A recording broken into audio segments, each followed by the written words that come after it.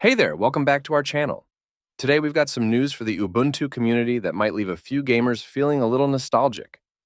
Ubuntu developers have decided to bid farewell to GNOME games in the upcoming Ubuntu 24.04 release. So, what's the deal?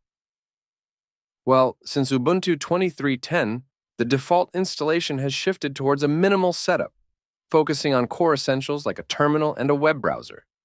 However, users have always had the option to go for a full installation, which included a handful of simple games.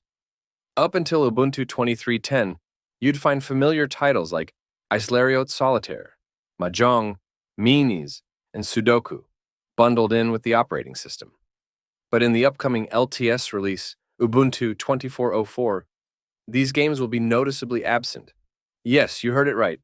No games will ship with Ubuntu 24.04, neither in the minimal nor in the full installation option. This means you won't find them on the ISO either, making it necessary to download them separately if you want to enjoy these classics. So why the change? Well, according to Ubuntu developers, they feel that these GNOME games no longer represent what Ubuntu and the broader Linux community have to offer to gamers. But that's not all. Dropping these games also frees up some space, around 65 megabyte to be precise. While it might not seem like much, every bit counts when it comes to optimizing system resources. But here's the thing, will anyone really miss them?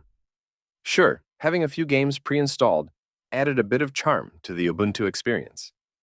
But let's face it, when was the last time you fired up Mines or Sudoku, instead of just browsing the web or scrolling through your smartphone during downtime?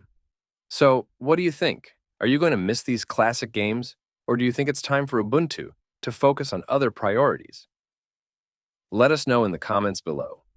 And that's all for today's video. Don't forget to like, share, and subscribe for more updates from the world of tech and Linux. Until next time, happy gaming!